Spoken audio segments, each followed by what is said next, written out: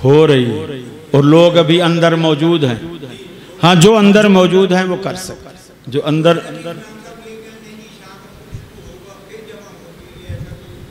ये मेरा ख्याल है अहनाफ का तरीक़ाकार है, वो जमा सूरी के कायल हैं अहनाफ।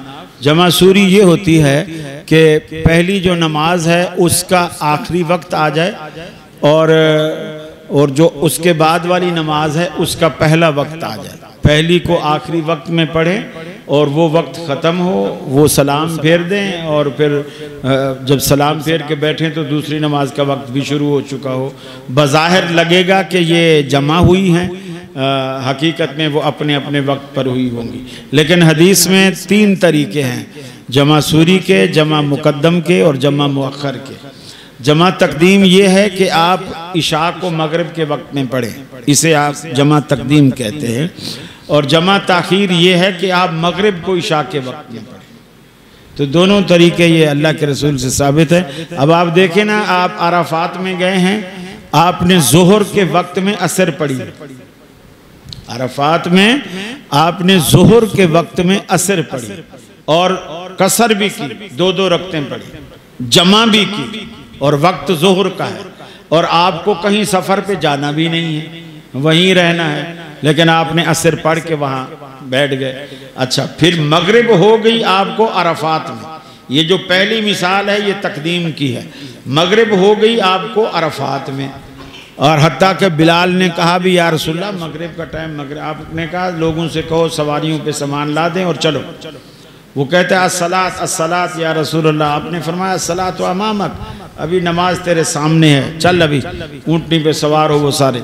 अब लोग चले गए। फिर आगे मुज़दलिफ़ा में जाके आपने पहले मगरिब पढ़ी, जबकि वो वक्त इशा का था।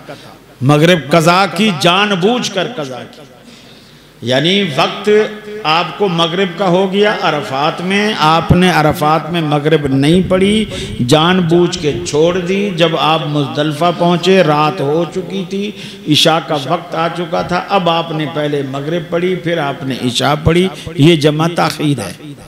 तो अल्लाह के रसूल से साबित है। बस असल में बस हमारे जो हनफी भाई हैं वो क्या करते हैं, अगर कोई चीज़ इमाम साहब से साबित है उसे मान लेते हैं, भले कुरान हदीस कितना चीखता रहे। वो ये फ़र्क है बुनियादी तौर पर मुक़ल्लिद में और गैर मुक़ल्लिद में।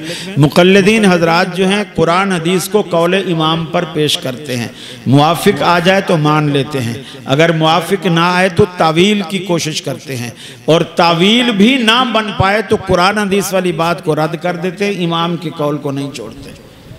और अहले हदीस क्या करते हैं, कौले इमाम को कुरान हदीस पर पेश करते हैं, अगर मुआफ़िक हो तो मान लेते हैं, मुआफ़िक ना हो तो छोड़ देते हैं, कौले इमाम को कुरान हदीस को सीने से लगाते हैं।